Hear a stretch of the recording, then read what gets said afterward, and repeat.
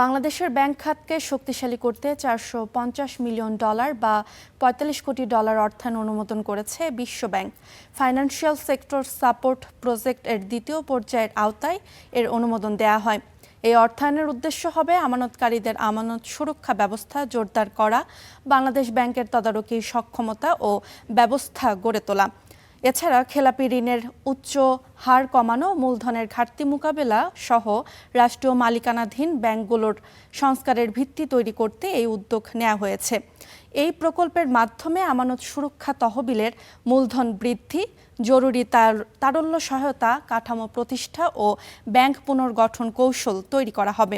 পাশাপাশি বাংলাদেশ ব্যাংকের আইসিটি অবকাঠামো আধুনিকায়নের মাধ্যমে সাইবার নিরাপত্তা ঝুঁকি ও তদারকি ক্ষমতা জোরদার করা হবে।